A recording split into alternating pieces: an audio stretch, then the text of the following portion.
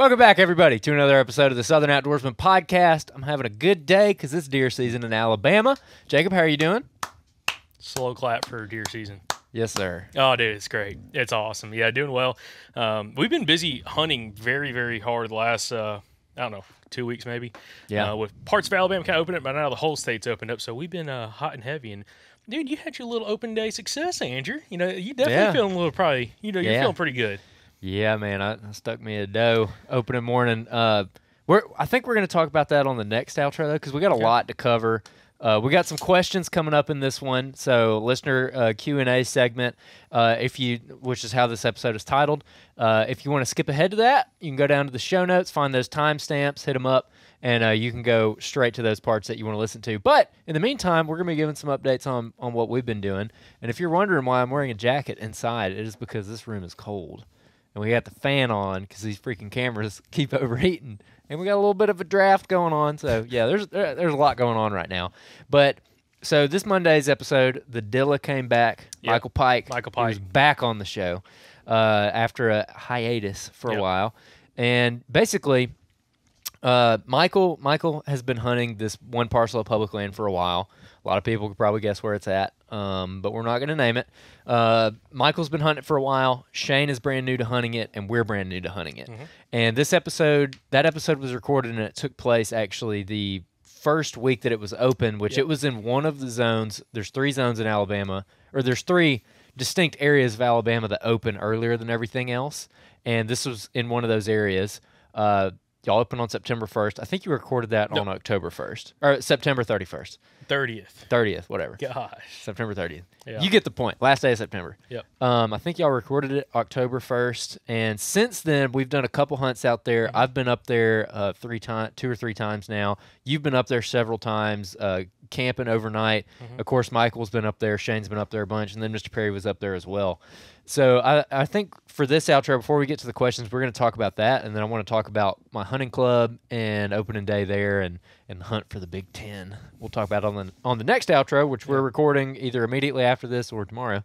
Yeah. So a little weird with our recording times right now, but hey, that's the nature of deer season, baby. That's how we do it. So how have things changed since you first recorded that episode? This is very, very early in your experience on that place, and a lot has kind of changed since then. So what's your take? The buck sign's insane. Yeah. Buck sign number one. I mean, I never thought I'd go someplace in Alabama, last day of September, first day of October, and finding not just scrapes, but giant scrapes opened up, huge rubs, whole 9 yards. And that was eye-opening because I was getting really distracted with some of that sign, which, I mean, what Shane's seeing on camera and some other guys, Michael's seeing, definitely that sign's playing a big part, if you're in the right area. But it's like you're finding it. I was finding it almost everywhere I went. Mm-hmm. But then we talked to other guys who were hunting up there, and they're like, dude, I haven't seen any buck sign. I'm like, well. You're like, me neither. Yeah, me neither, man. No, not at all. Not at all. But no, that's been really fascinating. And then also kind of dealing with the habitat, kind of the mix of timber up there and everything else. It's been really, really interesting, and just kind of seeing, an area that has lower deer numbers, like what it takes to find like the little pockets of deer. Went first sat I ever had on that place, actually saw some deer, which I was very pleased with. Made you feel good, didn't it? Yeah, I went to a spot blind, found a little bit of feed sign, found a, not really a creek crossing, but like a ditch crossing on a ridge line where they're going from one secondary point to another point, and sat up there and had some deer come slipping by at like 4:30, but not within range. And then the next day, and actually, so it's been extremely dry in Alabama. Not as dry as it's been in parts of Mississippi and Louisiana and like South Arkansas and stuff like that, Texas. But it had been really dry, and we've now, since then, since the end of September, we've had, quite a bit of rain kind of come through, or more, not quite a bit, but more rain actually come through. Yeah. Because I think we went almost probably 4 weeks with less than an inch of precipitation, I think, across the state.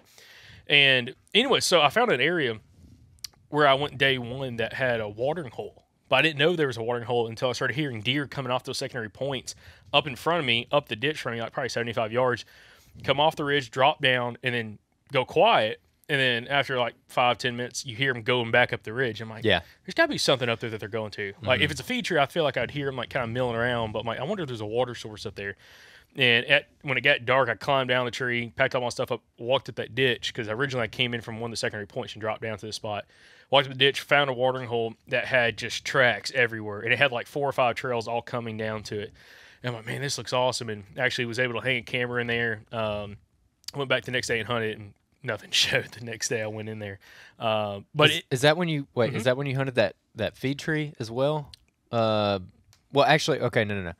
So actually, I forgot. Different spot, yeah. I forgot. We actually recorded another Thursday episode since the episode that released this Monday came out. So y'all recorded that, and then like I think later that week we recorded. I think it was last week's Thursday episode. Kind of all talking about this. Yeah, so we were talking about we got the SOA hunt that's going to be coming up in January. Yep. And we were trying to decide whether or not we should go scout the SOA or if you should go sit on that hot feed sign in the scrapes that you found. Yeah. And I went against everything I stand for normally, and I said you ought to go hunt that scrape. Normally I would say, hey, we should go scout that SOA. But there's some circumstances around that, which we might talk about here in a minute. That where I don't feel like us going to scout it right now is necessarily as important. So we're like, hey, let's go get on those scrapes. Yeah, that's true. So how did that end up going? Oh yeah, so slipped in there beautifully, like a ninja. Like a ninja. Had to drop down in elevation, come back up in elevation, get to the spot. Just over a mile walk, and which is. It's just over a mile walk, but it's kind of interesting, the walk going in there. But found the tree. Just over a mile walk, but you were not a mile from a road. No. Put it that way. And anyways, got to the tree I wanted to climb, climbed up the tree, got all situated. Funny thing about that morning. Now, this is something. So I've been shooting Matthews now for, 10 years now. And the Matthews quiver, I love it and I hate it. Okay, some of you listeners, if you shoot Matthews, if you have one of the Matthews quivers, you might be able to relate. It like pivots and like locks in just by like kind of friction into position. And if you have something hit the arrows in the quiver from the front side of the bow, it can actually unlock the quiver and the quiver can fall off. Oh, you lost your quiver? Well, so I climbed up in the tree, and hanging all my stuff up, grab my bow, go to take an arrow off my bow. I'm like, my quiver's not my arrow. Oh, your quiver's my quiver is not my bow. And I'm like, gosh. Oh, God. And the first thing I'm thinking, I'm like, where could it have fallen Flashback, timeout flashback. The last time that I remember this happening, it probably happened since then, but was like 2 years ago? No, we're in Georgia, too, on the way out last year. Oh, yeah, in Georgia. It's happened multiple times. Dude, okay, so the first time this happened. This is my least favorite thing about the Matthews quiver. I shot a buck one time, easy. like years ago in December. I shot a buck, like right before I got married. It was 2019. Yep. And that video is on our YouTube channel. You can go check that out. Yep. Of where I shot this buck. But on that same hunt, I had like the best hunt ever because I was in the stand for like 5 minutes and I shot a buck. And at that same time, you like walked through a thicket, lost your quiver, had to go back, find your quiver. Climbed a tree, walked all the way through, almost the same distance. Got all the way to a tree, climbed up the tree, go to take an arrow out of my quiver, and the quiver's not on my bow. And I look down, the quiver's not laying there, and I'm like, I bet you it's in that freaking thicket I had to walk through. So I had to walk all the way back down the creek, up until a little clear cut. And thankfully, it was laying stuck in some greenbrier that was like 3 feet off the ground. The quiver was just hanging there. Wow. And had to grab it and then run all the way back down, climb the tree, hot and heavy, freaking put my arrow, and I didn't say a single thing that afternoon. And then you shot that buck. And then you got impaled by a limb falling out of a white oak. Yeah, the white oak I climbed back down. Actually, if you want to hear that story, that's on or the aftermath of that. That's on Josh Driver's episode that we posted a couple weeks ago. The Find and Hunt a Bucks Core area with Josh Driver. We recycled that one like 3 weeks ago. In the outro of that, which back then we were doing outros, we were doing this episode that we're doing now, we would just tack it on to the end of the Monday episode. So it's like Josh Driver's interview. Yeah, it's like 3 hours. And then immediately following that in the same episode is the outro.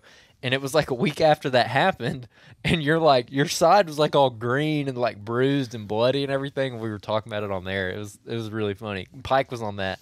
But anyways, so yeah, it happened then. And then last year in Georgia it happened where we came out. Again, another mile plus walk out almost. Yeah, long walk, big J hook through thickets, walking through cutovers, and got to the truck, no quiver in my bow. Again, least favorite thing. I love the bow. Like I still have a Halon 6. I've been shooting that bow since like 2014 when it came out. No reason for me to upgrade. Shot some of the newer ones is great, but I like that Halon 6. And it's good that bow. quiver, I got to get me a tight spot or some other kind of quiver that actually like physically locks down to it. That can't like be knocked loose and popped off. Yeah, we're getting way off target here. Anyway. But listen, I have to bring this up. Uh-huh. I started shooting sever broadheads, and that I didn't even think about this because I've never shot mechanicals before. But putting them in like a normal quiver, like isn't great. Like I have a El Cheapo Walmart. That's quiver. why. Okay. Okay, yeah, putting it in that, like you can't force it down in the foam because you're going to open up the mechanical or whatever. And it's only got one point of contact where the arrow like snaps into the little piece of rubber, and it's not very secure. And so I was like going to look at other quivers, and I looked at the Sever quiver, and it's like $185 or something. And I'm like, dear God, are quivers that expensive? Is that how expensive your quiver is? Matthews is probably 140, 150 God. easily. Dude, I bought A tight spot's more than that. Tight spots are like 180, 200 almost. That shows you how long it's been since I bought a quiver. Yeah.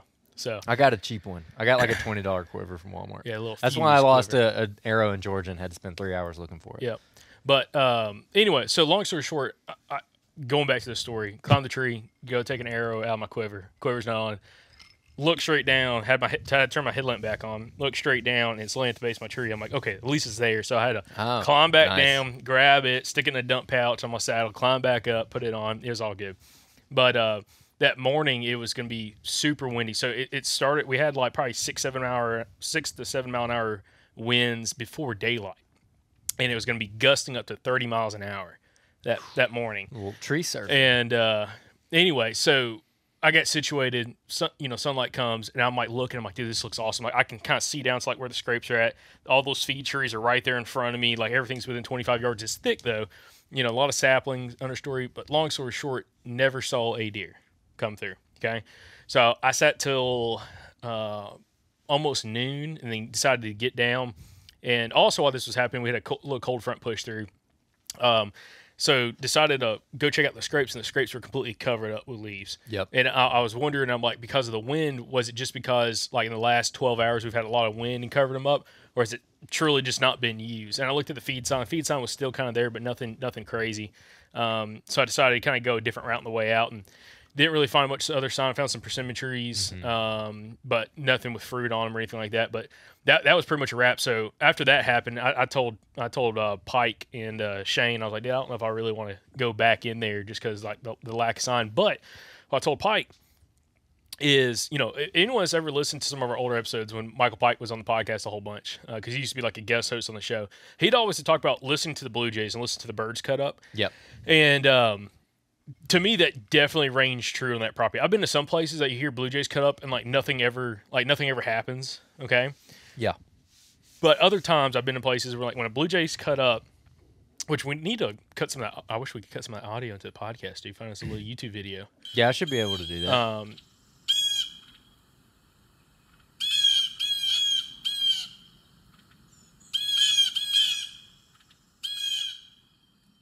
But I'm gonna make a note of it right now. Yeah, so Blue Jays have a very distinct kind of squawk call, whatever. And in some areas, it seems like they get more annoyed when a deer or something is walking through the woods in other places.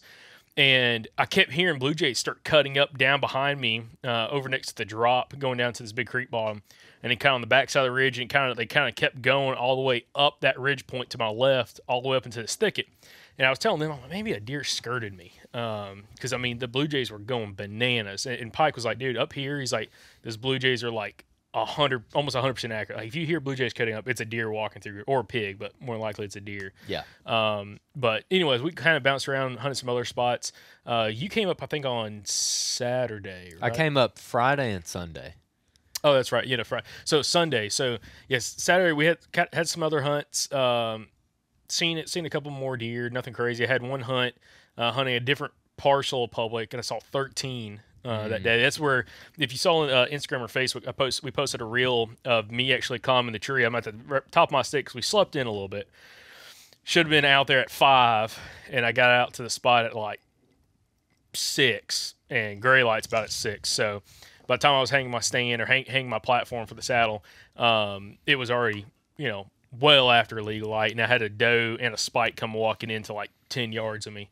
And you were ready to kill that doe, weren't I you? wanted to kill doe so bad, dude, so bad. And she just walked in, big old doe, just kind of like meandered around, didn't know what was going on. I had to be like Captain Morgan on top of my sticks because I have alternating step sticks for like 15 minutes until she finally got out of there. But we saw 11 more deer after that. They all skirted me below the ridge, and anyway, that was awesome. Again, going from like seeing just a couple deer to no deer to like 13 one morning. I'm like, this is pretty nice. Makes you feel good. Yeah, I'm like, Makes you okay, feel good. this is, I was telling them, like you saw 13 deer. Where the heck were you at? And I told them, they're like, still, that's crazy, dude. Like, Yeah, that is crazy. That's a lot of deer to see in one day, like compared to what we're used to. So why don't you describe that spot a little bit? You got like mixed pine, hardwoods, next to some like different private land, different like little small cuts, kind of fresh clear cuts and everything else kind of mixed in, and all those deer were kind of coming out of those cuts, and just kind of filtering through the woods and kind of going back into like a bigger pine thicket on the public side. So what's the terrain feature like? Because you explained it a little bit in camp when we were all sitting there in camp talking about what you saw, but I still don't fully understand like where you sat / why you sat there. So I think how you explained it to me was you were sitting on a ridge point, and up the ridge point was the property line, and there was some private land where there was a cutover. How thick was the cutover, and how were you set up in relation to that ridge point? Oh, right on top of the ridge point, and then Where it drops. No. The ridge point's never dropped. It was just a long ridge that I sat on. Oh. So it wasn't like a point. It was like just a long ridge that kind of jut out into the private. Oh, so you were just hunting the edge of a clear cut, basically. Yeah, on the ridge itself. I wasn't really set up to necessarily. I didn't think I was going to actually kill something there. I was trying to set up more as an observation in that timber and trying to climb up real high where I could see off both sides of the ridge and to see if any deer kind of skirted me. Because I was like, they're probably not going to walk the very top, but I wanted to kind of lay eyes on something instead of like trying to jump off one side or the other. And it was good I did that because again, saw deer off both sides of that ridge. And then the only ones that came. I had one deer come within, or another doe come within range, like 35 yards later in the morning, but she was way too close to the private. And I'm like, if I shoot her, she's going on that private, and then we're going to have to call somebody to try to recover her. I'm like, I'm not doing that. But anyways, it was just a long ridge point, just kind of, or a long, not point, just a long ridge system that ran all onto the private. But yeah, I mean, it just looked good. It looked like, had habitat diversity, everything else you're kind of looking for. I didn't really know what the timber was going to look like until I started walking in there, because I was thinking it was going to be more mass trees, and it wasn't. It was a lot more pines, some white oaks kind of mixed in, and some red oaks, but nothing like I thought it would look like. Yeah. But the sign was there, and I didn't realize until after the fact when I got out of the tree, there was a fresh scrape next to me, like at 12 yards behind me. I just never noticed when I got in the tree. Dang. But yeah, it was a super fun, productive day. And we hunted a few other spots that weekend. I saw after that hunt, did another hunt that evening. Had a wind switch. Heard some deer. Never actually laid eyes on them. And then the final morning, me and Pike went to a spot. I sat one of his old spots, and had a young 2.5-year-old 8-point come into like 25 yards, which is kind of cool. Get some cool footage of him, but nothing really I wanted to shoot. But it's a really pretty deer, kind of chocolate rack, and then he had a crazy encounter. We ought to have him on. He saw all kinds of deer, freaking bucks. Saw a bunch of does, had bucks coming through grunting. Does were grunting. Like he was in the middle of like a bunch of vocalization from a bunch of deer. He's like filming them on his phone with the does walking by like grunting and stuff. Yep. Then bucks down below him just grunting, and it's like, yeah, it's crazy. Yeah. October, I think that was like the 4th or 5th. No, that was the following weekend. That was like the 7th or 8th. But anyway, yeah, it was fun. So one thing I'll say this: when you go and hunt a new place, whether it's a new lease you just joined, a new hunting club you just joined, new piece of public land, whatever, permission property. To me, there's like a new adventure when you go onto a new property you haven't really spent a ton of time on. That makes it like even more. I almost would say just more fun, just more excitement, because like even though you might have scouted, you still don't know exactly what the deer are doing. And I definitely got some enjoyment out of that. Having some close calls, didn't arrow anything, but it was fun. just for sure. And a lot of things we learned is like going to apply later in this month, later in October, going into November, and even kind of later into the season as well. Kind of bounce around from up there. But what about you? Yeah, that was kind of my take on it too. The few times that I've been able to get up there, I was just, I mean, I had my bow because it was bow season, so I was essentially just scouting with a weapon. And I was setting myself up, and me and Shane were talking about it, and Shane is really doing the same thing. Shane is kind of sacrificing time in the stand right now to set himself up for later in the season, because this is Shane's first year on the place too. And he talked about that a little bit on Monday's episode, which I didn't realize till I listened to it today. But Shane was talking about basically he was sacrificing sits because he's been running into a lot of bucks and finding a lot of good spots, but he hasn't really spent a ton of time in the stand or a ton of time actually hunting. And that's because he's just trying to set himself up for the muzzleloader hunts, the gun hunts that are coming up, that are going to be closer to the rut, where he feels confident that he's going to be able to get on these same bucks that he's finding right now and actually kill them. He has missed a good deer this year, I will say, which I'm sure Shane's going to end up on the podcast again this season, so I'm sure y'all will hear all about that. But I was kind of taking that approach, so I was like, you know what, I'm going to go up here. I didn't even bring my saddle or my sticks on Friday or Saturday or Sunday, which is the 2 days that I was able to go up there. I didn't bring a saddle, I didn't bring sticks, platform, anything, because I was like, I don't even want to give myself the option to get in a tree, because when I'm thinking about this place, it has a reputation for being difficult. And I'm like, you know what are the odds that I'm actually going to go up here and scout my way into a spot and kill a buck in one day? I'm like, pretty low. It could happen, but it's pretty low. So I think I'd be better off just walking the entire time that I'm there, just walking all daylight hours that I'm there, and just learning as much as I can, and hopefully setting myself up for a hunt later. So that's what I did that morning. I put in like 4 miles and just scouted this one isolated ridge system that I was really interested in, and found some good sign up there, found some interesting stuff. Come to find out, Michael actually missed like a 140-inch buck there 2 years ago. Oh, yeah. And so that made me feel good about it, that, knowing that deer was in there and that he missed it pretty much right where I was interested in going to look at. So I had a camera in my pack. I just had one camera I wanted to put out, but I didn't find anything on that walk that interested me. So then I went back to camp, met you guys, and then ended up bouncing to a new area that Shane kind of caught wind of a really big buck in, like legit big buck. And so I went into that area and kind of scouted that around. Ended up doing about 5 miles in there, just kind of checking all these different drainages. I did find somebody's trail camera. Very curious to know if this person's a listener. It's in an area where it's kind of between some private land and like an older cutover on public. So this older cutover is like head high. It's got pines and sycamores and all kinds of stuff growing in it. It doesn't look like the kind of clear cut that I'm used to that's, grassy and just pines in it. There's like all kinds of hardwood saplings out there in it, poplar trees, all kinds of stuff. And in between that cut and the private land, which the private land is basically a pine plantation, there's these drainages that come down. There's a creek that splits them, and there's drainages that come down. And where 2 of those drainages met, I'm walking. I haven't found a ton of buck sign yet. I found some deer trails that kind of interested me and a little bit of feed sign that interested me, but it was just kind of doe sign, really, at that point. And I get down to that little hub, and boom, rub, like start finding rubs.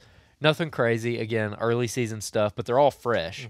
And I look over and I see a big old scrape. I'm like, hell yeah, scrape, finally. And I start walking over there, and I'm sitting there looking at this scrape, and I'm like, this scrape looks a little bit too perfect, because it was obviously fresh, okay? So, like, very clearly a fresh scrape. We'd had rain like a day and a half earlier, and this had not been rained on. But usually when you find a really fresh scrape like that, you can see the hoof marks in it where they, it looks like, fang marks of like a snake or something, like were to bite you. But it's like 2 little divots, in it, and it's in like a V pattern. And there was none of that in there at all. It was just like a perfect little scrape, like little bare area in the dirt. And I'm like, this doesn't look like a deer did it, because there's absolutely no track in it whatsoever. Yeah. And I look to my left, and there's all these holly trees growing in there. And there's a holly about as big around as my calf that is sawed in half, fresh, And I was like, oh, it's a mock scrape. And I looked past that holly up in a tree, about 9 foot up in the tree. There's a little cell camera, or a little trail camera. It wasn't a cell cam, but it was a trail cam. It was like one of those little nano ones. I think it might have been a Moultrie or a Wild Game. It was a little bitty cell camera, or trail camera, that was screwed into the tree. And man, they got a great picture of me, my brand new Southern Outdoorsman hat, staring right at their trail camera. So if that's you, I would love to talk to you, man, because you're in a good area. So I was like, okay, so there's somebody else in here. Ended up going past that and just easing further down into this bottom, kind of checking the edge of the clear cut that's on, or the cutover that's on public land, and ended up basically prioritizing drainages that were coming out of that cutover. So this cutover is extremely thick. It's probably 4 or 5 years old at this point. Thick enough where if you climb a tree on the edge of it with a rifle, you're not going to be able to just shoot across the whole thing. You're going to be lucky if you get to shoot 65 yards, and you're going to be shooting through holes and stuff. You know, if there's a deer walking around in there, you're going to catch like a glimpse of a tine. You're going to catch a glimpse of something moving where he bumped into something. It's that kind of clear cut. So very, very thick, and it's a pretty big area. And rather than focus on the entire thing, I just wanted to go look at those drainages that were exiting it. So I checked the first drainage, not really anything in there. Second one, nothing. The third one was kind of special. It was where I thought I would find something because there was 2 small ditches coming down and they met. So it's almost like a little hub coming down out of this really, really, really thick cutover. And sure enough, there's rubs coming right out of that thing. Old, new, super fresh, you know, all kinds of stuff coming out of it. Feed sign on the edge because they left white oaks up in there. Deer droppings, the whole 9 yards. Like, everything about it looked really good. So I'm like, okay, we're in business now. Went ahead and picked out a tree that I can gun hunt out of, where I can shoot that entire drainage, but also I could shoot out into the cut a little bit, and I could shoot the woods behind me that they would be heading into or coming from. And so I dropped down from there, and I went down to the main creek bottom. So I just essentially followed the rubs down the drainage that led out of the clear cut down into the main creek bottom. Down in that creek bottom, I immediately found more fresh rubs, and then I found some big old tracks in the creek bed. So there's kind of a sandy bank right there. Ended up finding a whole bunch of big tracks right there where this deer had been going back and forth at several different dates. So there was, I mentioned there was rain like a day and a half earlier. There was tracks where it had been rained on, very obviously, and then there was tracks since that rain. So super fresh. So you should have sat it, you're saying. Yeah, maybe. I don't know. So I ended up following those towards that private land, ended up finding a whole bunch more buck sign, found really good rubs. I found a rub that when I'm standing flat-footed comes like all the way up a little bit above my nipple. I mean, almost shoulder high on me, dude. And the pictures of the buck. Well, I mean, you're only 5'4", so easy. That's not that bad. I'm 5'10", thank you. and so that's a pretty tall rub, dude. And the pictures that we've seen of the deer that we know lives in this area, I mean, it could very well be him because he's big. Like, he's big. And also right in close proximity to that rub, I found another rub. It's a sapling about the size of my thumb that is twisted off. It was broken about belly button high. So just like good big buck sign, like the kind of stuff you're looking for early season specifically. So that was really exciting. Ended up scouting a little bit more. Found a couple little, decent early season scrapes. Not like a giant, insane scrape like what y'all are finding, but just the kind of scrape that you kind of expect to find in early season. A little bit bigger than a basketball on a little beech limb. It's a small licking branch. That's cute. Yeah, little bitty licking branch. It's like where he's just passing by it and he's like, oh yeah, I'm like a scrape right here. Yeah. It's not like a historical, licking branch bigger than your pinky or your pointer finger that's like twisted up and all gnarly from like years of use. Not that. There was a couple other whip rubs around there and that scrape, but they're coming down a little logging road. It's kind of coming down a drainage, natural travel corridor. So I went ahead and put the camera right there and just positioned it to see a wide area. Oh, so you did put the camera there. Yeah, not that he would come back to that scrape, which he might. You should have put it on that rub line coming out the damn clear cut. Well, it is on a rub line. Okay. But it's coming off the private land, not the clear cut. Gotcha. So the thing about the rub line coming out of the clear cut, though, is that it's going like a couple different directions. There wasn't a great place to put the camera right there. And this is kind of just looking at a more general area where if he kind of walks anywhere through there, I should get a picture of him. But at that point, I was almost back to the truck. It was almost dark, so I was like, I'm going to put this camera out because I'd rather have it out than not have it out. Sure. So I felt really confident after that walk. Like, I feel like that is an area where we could probably go and have some luck. And Shane actually ended up going back in there and kind of picking up where I left off and scouting the areas that I missed, and he found a lot of good stuff too. So really confident about that spot. Really feeling good about that spot. But that was pretty much my experience with the area. I mean, just literally walking the entire time, just trying to set myself up for later. I did find some scrapes that I think are going to open up probably in the next 2 or 3 weeks. But I don't know if I'm going to make it back up there before some of these bigger gun hunts that we're going to do. Mm-hmm. So I'm just going to have to go off what I found that day, and read the terrain on the map and go off what I've scouted so far and see what happens. Make a play off of it. But I'm really excited about it. Like you said, there's like a certain mystique to it when it's a brand new place that we haven't really hunted before.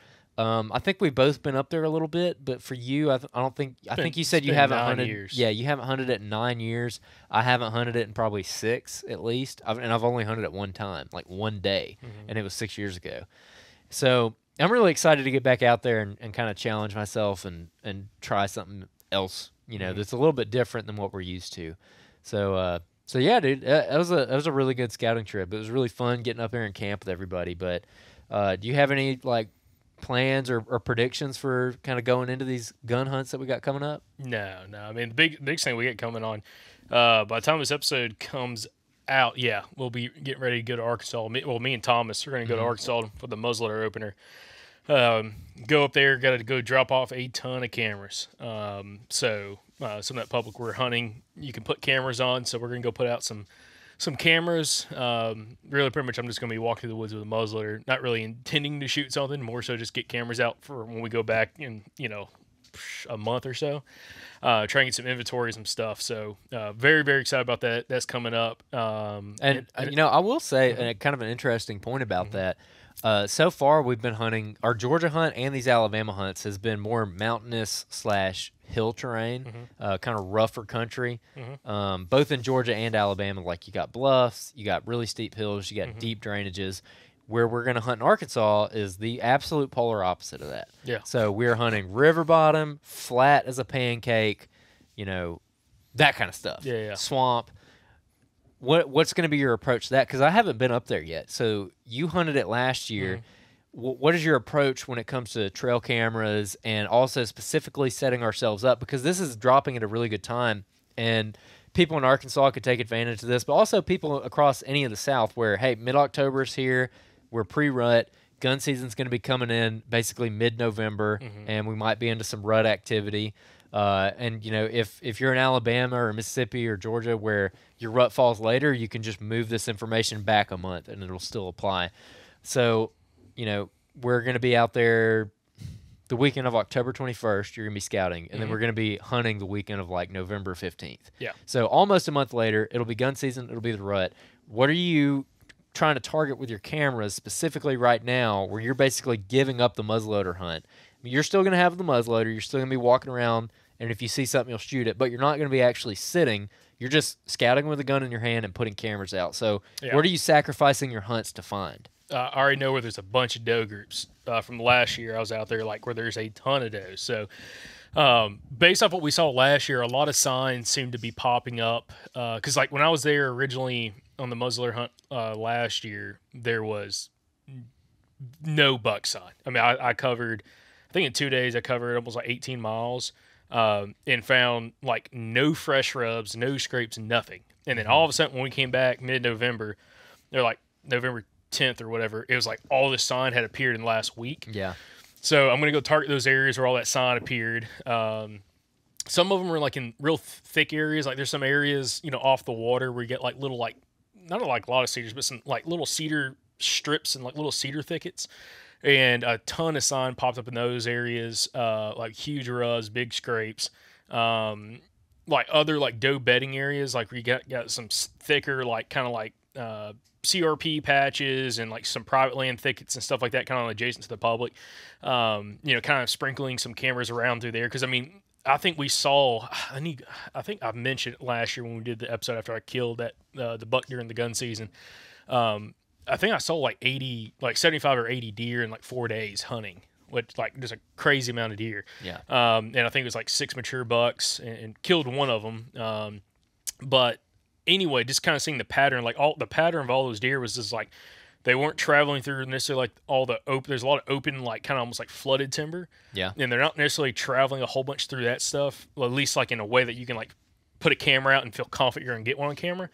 But like every now and then you get like a little low spot where like there's water kind of build up and there's like thick shrub, like thick like brush like going down the edge of this like these little like ditches, and like all the deer like traveling those or traveling through these little cedar thickets and stuff.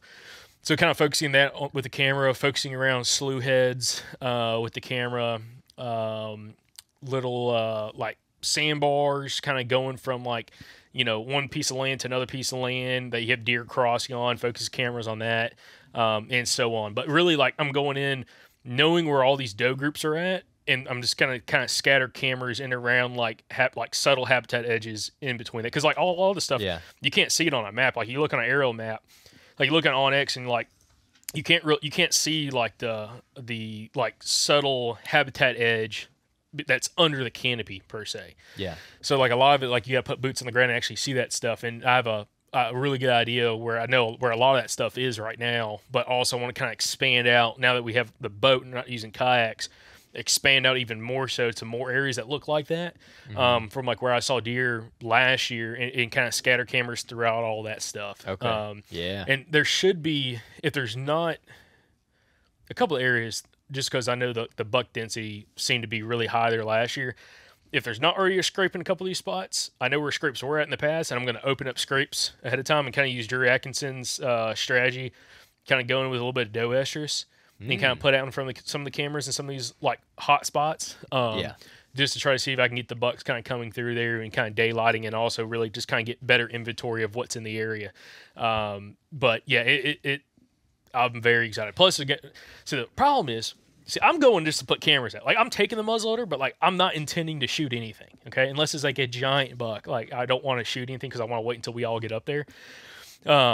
Thomas is going.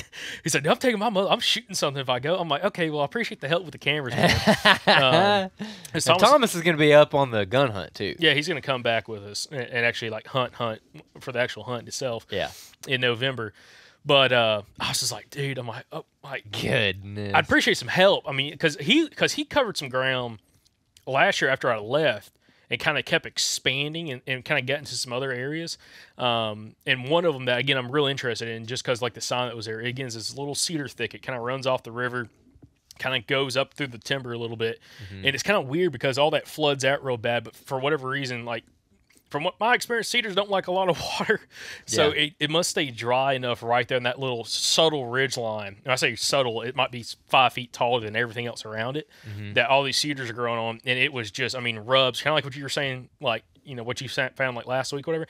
The rubs up to the top of your chest of the cedars, I mean, shredded. Man, there's nothing that fires you up like a rub that's that tall. Especially on a cedar when you can see it from like 150 yards away. Oh, yeah, you just see it shining through the woods like a lantern. You're walking through all this open timber, and all of a sudden you get to like, you kind of see out in front of me, it's like a darker hue of color because it's like, it gets a little bit dimmer. And then you just see that yellow. You see that yellow, orange, just, I mean, tree. It's like shredded. You're like, and like the sun hits it in a certain way, and you're like, oh my God. You're like, is that the sun hitting the tree? And you get your binos up and you look. And there's like fragments of like the bark hanging off. You're like, oh, it's a rub. Yeah. Oh, dude. Oh, my gosh. Nothing gets you more fired up. Yeah, that get. Hey, last year you and Thomas got pictures of an absolute slammer. That's another place I'm gonna put cameras out. Just a freaking good buck. Are you gonna focus on that area? Not. I remember he showed up. He showed up on your mock scrape. Yeah. And if I remember right, because you showed me where he was. Yeah. He was in a spot that would be like extremely hard to hunt, right? Well, you can. The problem is you can walk into that spot, and there was a guy walking. There was a guy hunting in there, and there was no way dude was squirrel hunting with a AR-10, probably a 308, walking around 2 days before gun season opened. Okay, and he was on that camera. Somehow, are you serious? Yeah, somehow didn't see the camera and didn't steal my camera, but he was walking around 2 days before gun season with an AR-10. Like no blaze orange, nothing. All okay, right. and I'm like, I know you're not coyote hunting. Okay, Dude. Number 2, Wow. you definitely aren't squirrel hunting with that gun. Nice. So yeah. All right, then. Anyway, I didn't know that. So we may put a couple cameras out there, but the problem is, no, it's definitely huntable because you can come in, you can walk to that spot, or like last year I went into that spot by kayak, came in from the water. But the problem is just like it's so accessible by walking in that I think you're just like during the gun hunt, anything that's like super accessible by walking, you're just gonna have guys just walking around. Like they're not carrying a stand with them, they're just trying to jump a deer up and like that dude. He had a 10-round magazine in his gun. He better let it rip. He's like, if it's brown, it pops up. I mean, just shooting until he can't see the deer no more. So that's the only thing that kind of worries me about that. But the thing is, while we're there, I think there's another cold front coming through when we're going to be there. So Tom, because we're talking about like we're going to camp up there. We're not going to try to grab a hotel or anything. So we're going to camp. And I told Thomas, I'm like, who knows? Like if the mass crop up there is as good as it was, which last year was pretty good up there. I mean, there was a lot of water oaks and pin oaks.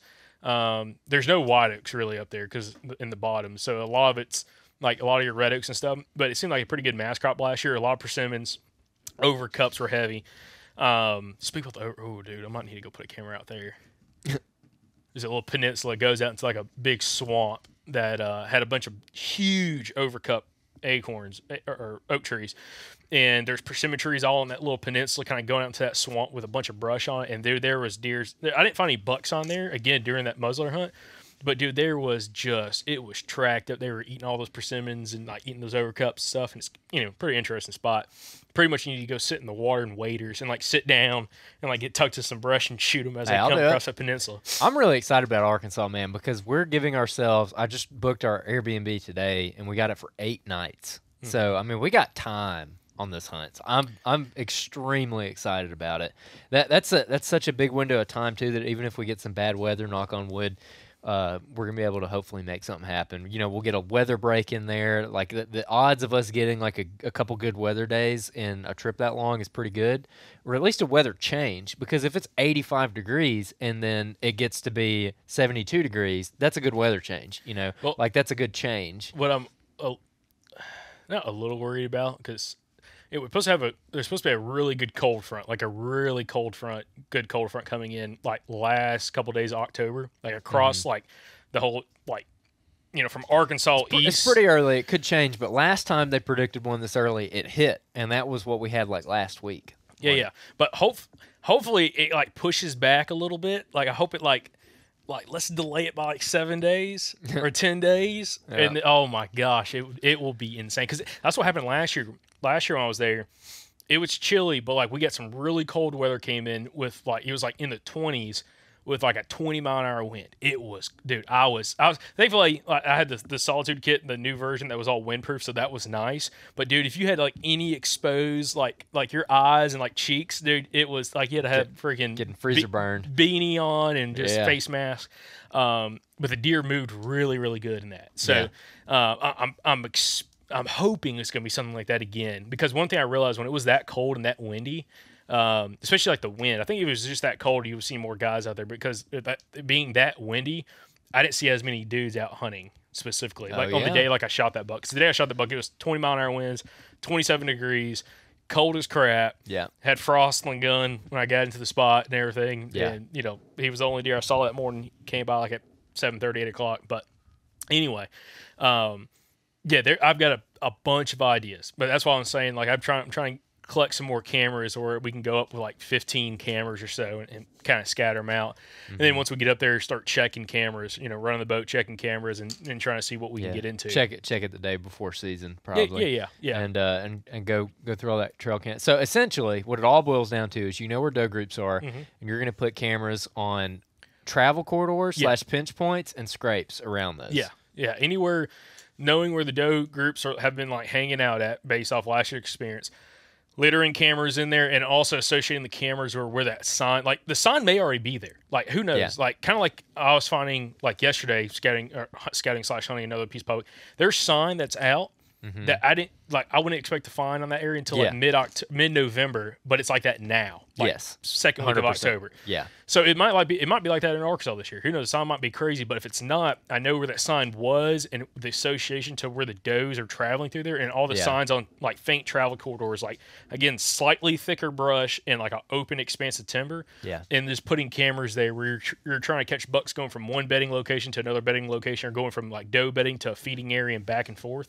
Yeah. And putting your cameras in those specific spots. Okay, so when you put these cameras out, last question before we get to the Q&As, what are you looking to find on the cameras when we go up there? It's the day before season, we're checking the cameras. What are you wanting to see? Mature bucks. I mean, and to be honest, like I'm not even overly worried that they're daylighting, just because knowing how those deer travel, like they might not be daylighting on one camera, Yeah. but he's probably going to be within a 200 to 300 acre area where all these does are spending a lot of their time. Yeah. And it's just like kind of bouncing around in that spot until you lay eyes on them.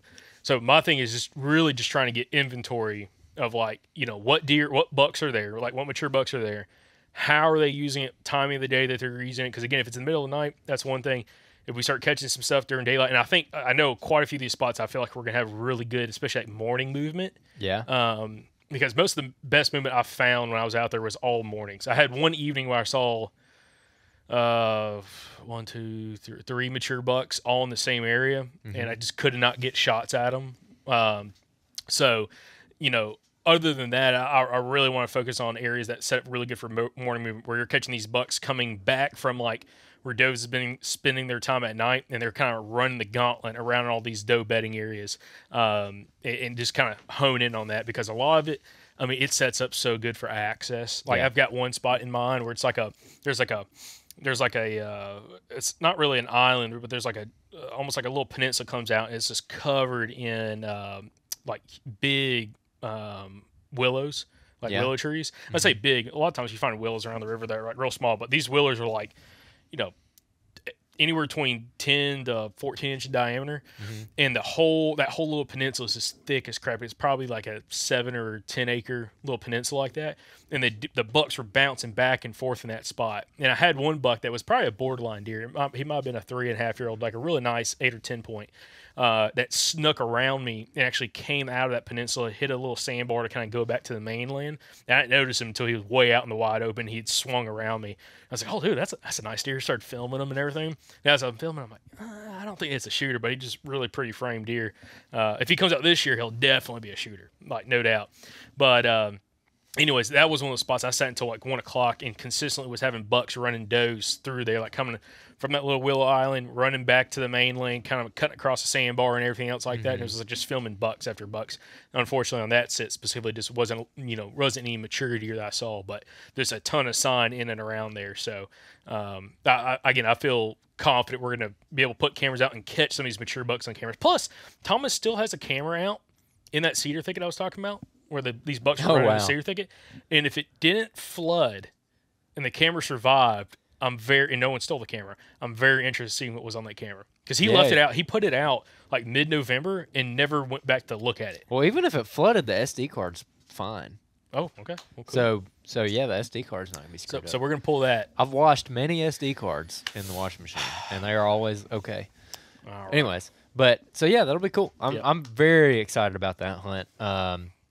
We got the room booked. We're ready to go, man. Yep. I'm excited. So, all right, Q&A. Let's go. So, real quick, guys, as Andrew's pulling up the Q&A, we appreciate everybody's been leaving us Q&As on our website. Again, you can go down in the show notes on the podcast or on the YouTube channel, and there's a link down there for listener Q&As. This is where you guys can write in questions you have for us to be able to kind of answer on the podcast and answer on these outro episodes or these breakdown episodes that we put out every Thursday. So, appreciate everybody doing it. Feel free to write in, especially if something's kind of timely coming up, situation you had, or anything else like that, because we had some really good ones coming over the last week or so. So, we appreciate that.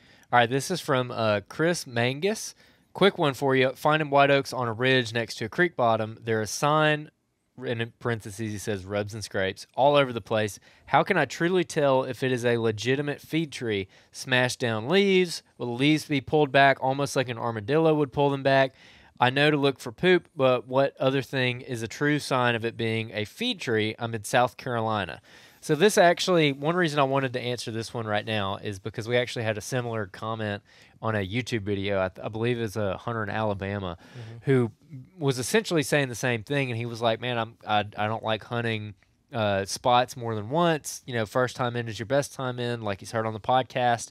But he described a spot that he found with feed sign, and based on what that guy said, I was like, "Bro, you need to go back and hunt that like yesterday. I mean, you need to hunt it." So, in your opinion, I'll let you answer this one first. Like, what tells you that you're on a legit feed tree? So I'll tell you what I just found on Andrew's Club, but didn't kill any deer off of it, unfortunately. But I found You should have. I should have. The wind kind of screwed me a little bit as does are coming in. But like when I find like a really good feed tree, and the thing is some areas it's like easier to find than others. Like in my opinion, now after kind of hunting like more bigwood settings where there's a ton of say white oaks specifically producing, or if you're like in big river bottoms, maybe you don't have the white oaks, but you have a lot of red oaks. When you have a lot of those trees, you have to cover so much ground in order to find one that looks significantly better than the others. Yeah. And it's not meter sign.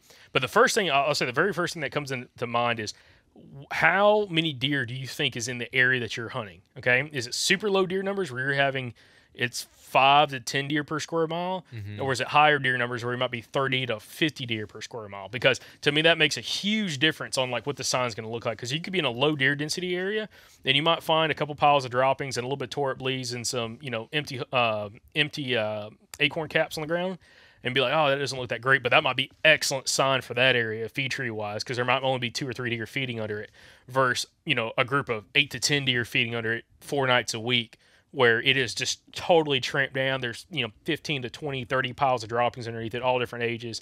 There's empty holes everywhere, just the whole 9 yards, or empty caps. But I found a spot on Andrew's Club. It's some of the best feed sign I've ever found in Alabama. There's 3 really big white oaks dropping on a creek bottom right next to some really thick cover where the timber companies come through and they mulched. They actually came through and really just clear cut all these young pines that came up against the SMZ, the Stream Side Management Zone, where the hardwoods are at on the creek. And it's a buffer that's probably, I think, it's close to 100 yards wide, up against, goes out towards another pine thicket. Some younger pines, probably, I say younger pines, they're probably 10-year-old pines now. Yeah.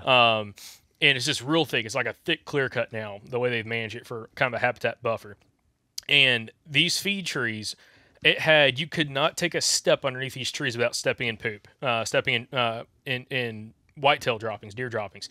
And the ground was tore up. There was busted holes everywhere. There's caps, a bunch of missing caps from these white oaks, and just droppings everywhere. And just totally littered the whole underneath these trees are completely tracked up, which I was like, dude, this is money. This is exactly like what you hear like Rick Cope talking about, episode 510, and also like Richard Fott from past episodes as well, and Jonathan Moreland, all that kind of stuff.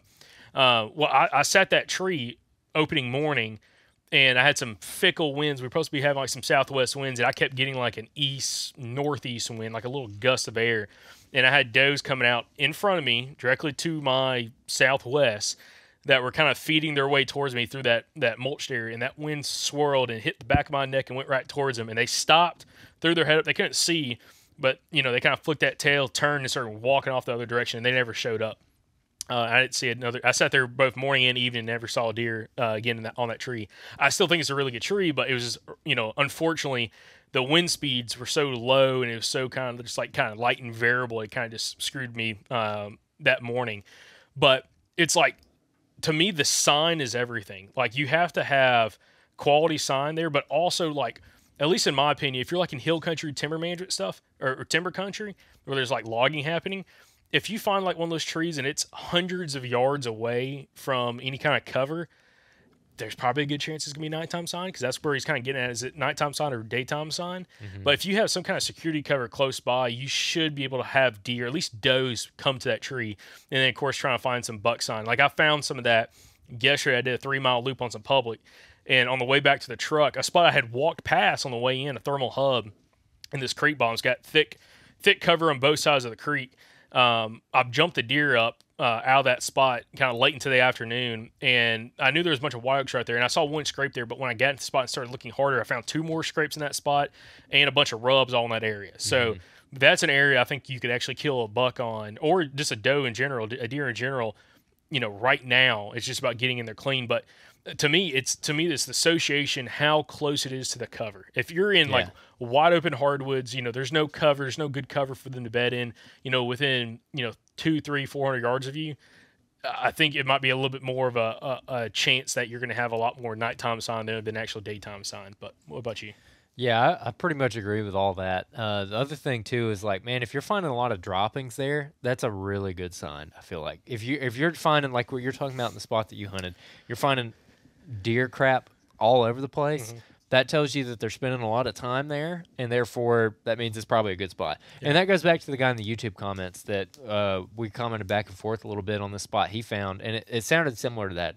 Grounds tore up. There was deer droppings there, but he was unsure of like how much he should hunt it. Yeah, because a lot of guests on the podcast will talk about like not overhunting a spot or staying mobile, staying with the deer, and it's kind of a catch-22 because sometimes the spot just needs time, and sure it might be a really really hot feed tree, but you might hunt it one time and they don't show up. They got a bunch of other trees they can eat on. They can eat anything out in the woods. They can eat pine needles if they want to.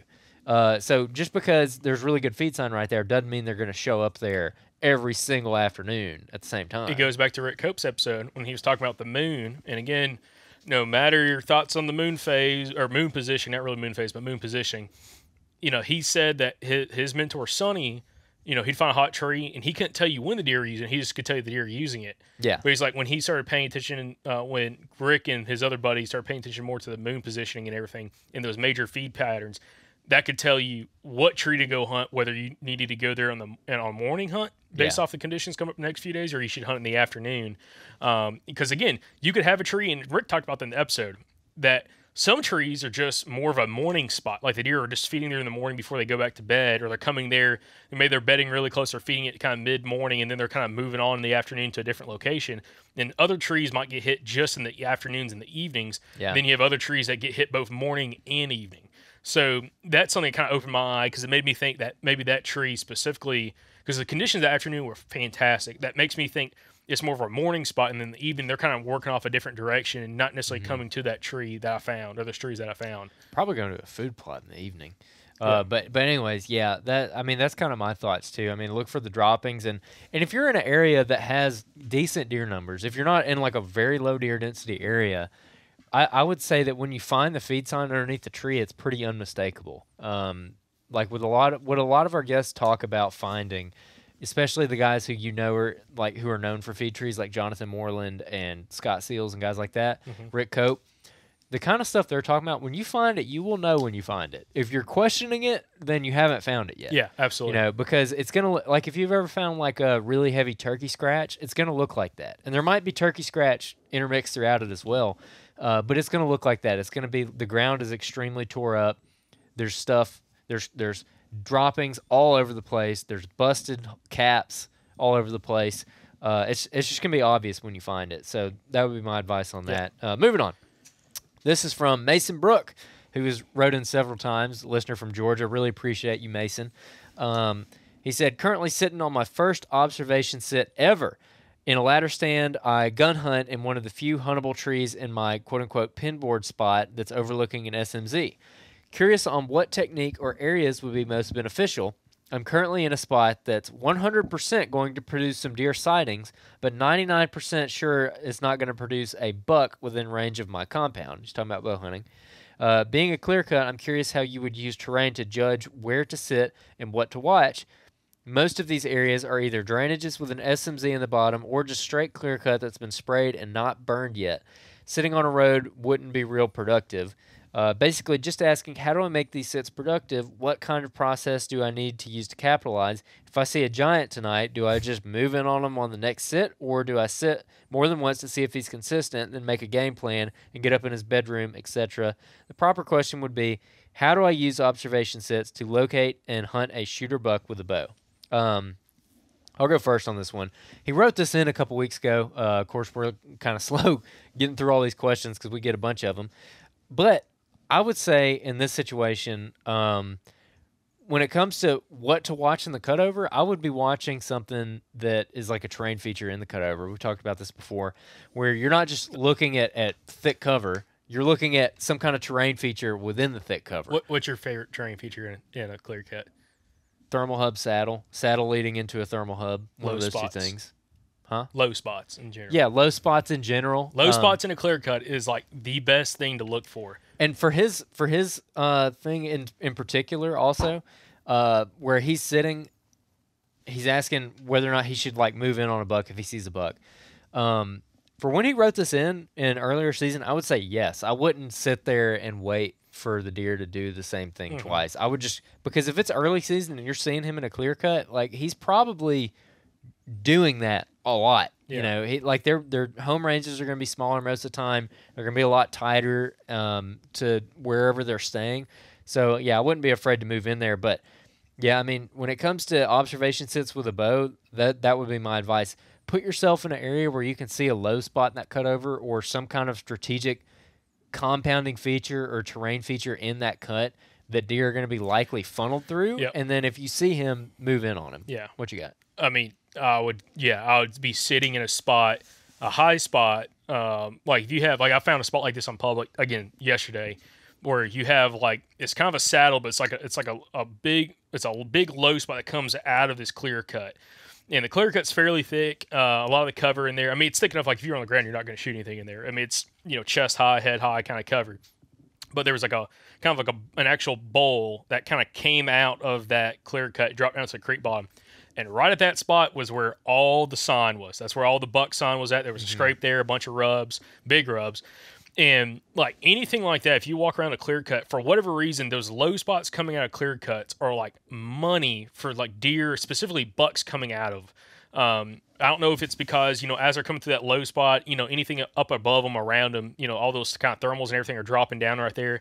They can smell more or what, but all those, when you find a low spot coming out of a clear cut, whether it's like a little ditch coming out or whether it's like a bigger bowl where it's a wider area that kind of drops down, seems to be like a hot spot for just deer movement and buck movement. So if you could sit in that area where you can oversee one of those spots or just throw a sit at something like that, or again, especially if you put a mock scrape in one of those locations, like right on the edge of the clear cut, when it drops off into the timber, put a mock scrape right there, put a camera there, kind of facing back up into like that low spot, kind of back up to the clear cut. I think it'd be a great place to get inventory on how a buck uses it and when he actually comes through there. But I'll be honest, I don't have a ton of experience with observation sits though. Like I mentioned earlier in this episode, I tried to do an observation sit on this new piece of public land, just got high on a ridge, just kind of watched off both sides of the ridge, and it worked for sure. But it's one of those things that I'm personally trying to implement more so. It's like using observation sits. Like don't always just try to go in and hunt, not necessarily blind, but just go into a spot trying to kill automatically. But like if you can hang back and get a visual, especially with a safe wind, why not do so to kind of confirm what you're hoping to find before you actually go in there and maybe you're just 10 yards off of it. Because we hear this, there's a Q&A that came in, we probably won't read it this week, where a guy in Georgia, listener in Georgia, did that and got busted by a buck and some does, where he kind of did an observation sit, got a little bit too much in there, didn't realize there was a lot of scrapes and stuff around him. Yeah. And those deer came riding down, went and busted them. But definitely, if you can get high and get in one of those areas, looking over a low spot coming out of the clear cut, that's going to be a hot spot, I think, to catch movement. And then the thing is, if you do see a big buck do that and actually move through one of those areas to lay eyes on them, I would almost, instead of trying to kill him like automatically, if you could go in there and kind of pinpoint where he dropped down and either put a camera in right there, especially if you have a cell camera or just a non-cellular camera, and just get like a couple of days of inventory and check it and seeing how consistent he is, I think that'd be a smart way to go about doing so instead of trying to move in there, because he might have just done something for one day. Maybe a coyote, spooked him or whatever. He got up his bed and did something very different the day you saw him versus what he's going to be doing, over like say a week period of time. Yeah, I'll caveat that though and say like that entirely. I feel like that is a good idea if you have a lot of freedom to hunt. So like for your schedule, you could do that for sure. For my schedule, I couldn't do that because by the time I'm going in there to put the camera out or to check the camera, I'm burning my hunting days. So like a lot of people hunt on like basically a 1 week revolution of when they can go hunt. So they see them on Saturday, they go in there, put that camera in, they check it the following Saturday. Well, now all of a sudden, if they can't hunt it then, now it's 2 weeks later they're hunting it, and that pattern is gone. So that's my only reservation. Like if you have days strung together where you can hunt, maybe so, but I'm gonna disagree with Jacob there. That's fine. Disagree. But anyways, who else we got? Next up, CJ Ward. He's got thermal issues. He said, hey guys, love the podcast. Lots of helpful info for an adult onset hunter from the South like me. I'm hunting mostly public land in the upstate of South Carolina. It is not mountain terrain, quote unquote, but it is steep, mostly hollers and drainages surrounding creek bottoms. Most of the bedding is up top and the open hardwoods are below. Here's a problem I keep finding. If I try to walk in during midday to get to a feed tree, I either walk through potential bedding areas to get a safer wind or walk through the open stuff and risk my thermals going up into the bedding. The reverse happens in the mornings. I walk up on top of the ridges to hunt bedding, but the thermals drop straight down towards all the white oak bottoms until it starts to get warm. So either way, it seems like I'm stuck with a bad wind. I've tried waiting for a steady wind to overpower the thermals, but every time I've found a wind high enough to compensate for the thermals, it seems to shut down deer movement in general. Any ideas? Thanks, fellas. So essentially, he's struggling with positive versus negative terrain and how that interacts with the wind. So what do you have here? It's a little bit of a doozy, isn't it? I mean, it's kind of same situation I just found yesterday, which I'll talk about next week's outro. Or Friday breakdown, or Friday breakdown episode. Whatever they're called. So the situation there's, because I asked Shane Parker this exact, so I had the exact same thing I just ran across.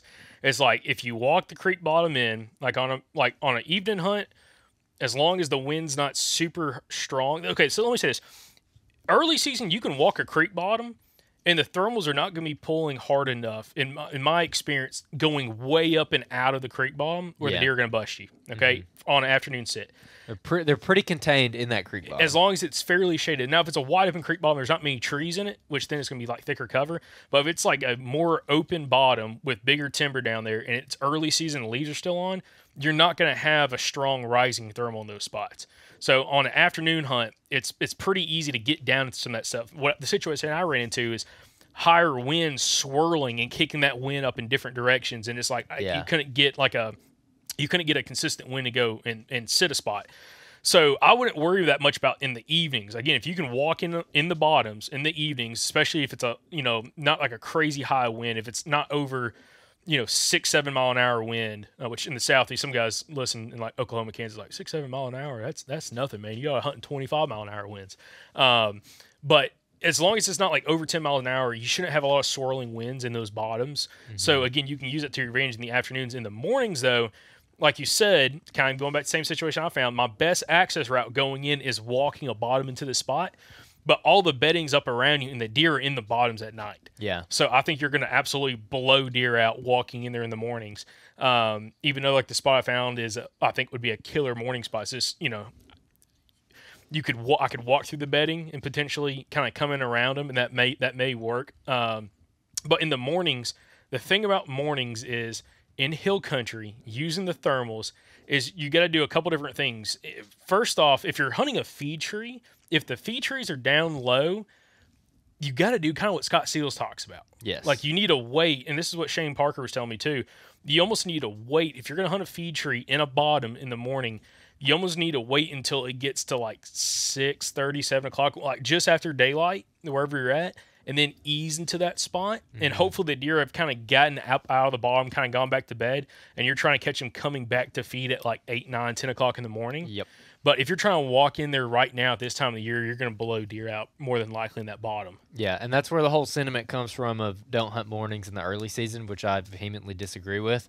But that's where that comes from, and it makes sense. And that's like I was lucky on my hunting club. We're going to talk more about it next week, but where I was able to kill this doe on opening morning was a spot that I specifically targeted, partly because it's on a very flat part of the property, and those thermals are in play, but I could basically position myself right on top of that creek, and my thermals were absolutely golden the whole time. Like, no deer was going to smell me. And That's a little bit harder in hill country because, like, if you're some of the really hilly stuff that we go hunt, if you're sitting right on that creek, you're kind of out of the game because one, It's too steep. you're going to walk in and probably blow deer out, but two, it's probably too steep and you're probably hunting a crappy spot. Yeah, because if you're sitting right next to the creek and some of the hill country we're talking about, I mean, you climb a tree 18, 20 feet up, and you're still looking up at the deer when it comes side hilling across from you. Yeah, exactly. But again, the thing about that though is it depends on how tight those bottoms are. If you're in hill country like that, some of the bottoms we're talking about, it may be, at the very base where the water's at, it may only be 20 yards wide, if that, maybe less than that. And if you climb one of those spots, even though that deer might be above you, as long as you just have a falling thermal going down the creek, you should be fine. But if it's in like a bigger, wider bottom, it's just super tricky. But I'll say this. If it's one of those wider bottoms, because I did this up in Arkansas, and like some of those wider bottoms up there, like outside the creek, outside the river, but like some of those creeks is like, as long as you stay like right on the water, like right on the edge of the creek, you walk in the creek or within a couple of yards of the creek, like you said, like everything's going to kind of pull down to that water. So you're kind of golden as long as you don't get super far off that creek. Yeah. So if you're in an area, if like you could potentially actually shoot a deer with you climbing next to the creek and walking the edge of the creek, that'd be golden. But if you have to go 60 yards off the edge of the creek, you may have a little more issues. Yeah, things might get kind of weird. Yeah, I mean it's a hard situation, but yeah, I wouldn't. And when he says like I walk through the potential bedding to get a safer wind, or walk through the open stuff but risk my thermals to go up into the bedding, like talking about midday, that is not something that I actually worry about a ton, just depending on where I'm hunting because of what you're talking about, especially when you got good canopy cover. It's something that you just you got to kind of play it by ear as you're walking in. Like take your milkweed with you or whatever your wind indicator is, preferably something that you can drop and watch it float. Not powder. Not powder, but like if you can't find any milkweed because it doesn't really grow good in the South, like the deep South, sycamore, those little like balls that sycamore produces actually work really good because if you bust them up, they're real fluffy like milkweed and they'll float. I was thinking cattail fluff. Cattail fluff is another one that works really good. Those are alternatives to milkweed. Milkweed's still better than those, but those definitely do work in a pinch.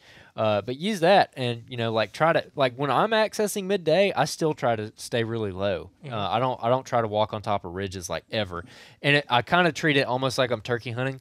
Like I'll try to get on the back side of a ridge. Yeah. And like if you make a peace sign, with your pointer finger and middle finger, and I'm going to hunt the edge of the ridge that is my middle finger, I'll walk in on the opposite side of my pointer finger, and when I get even with where I want to go, I'll jump over my pointer finger and then go up on the side of my middle finger and kind of access it that way. So I'm not like I'm basically getting even with where I want to hunt in a whole nother drainage. And then when I'm even with roughly where I want to hunt, I'll jump straight over that ridge and get right to where I want to go rather than circle around and come right up the middle of that bottom that I'm wanting to hunt. And if I do have like a negative, like if I have a bad wind that hits me in the back of the neck, it's not going to waft everything up in the drainage I'm hunting. I'm just blowing out this drainage I don't care about. And then when the time is right, I'm going to jump over into the next one. Yeah. So that's kind of how I treat that in those situations. I don't know. Do you do anything similar to that? When you can, sometimes you only have one drainage to walk in, like that spot I'm talking about from yesterday.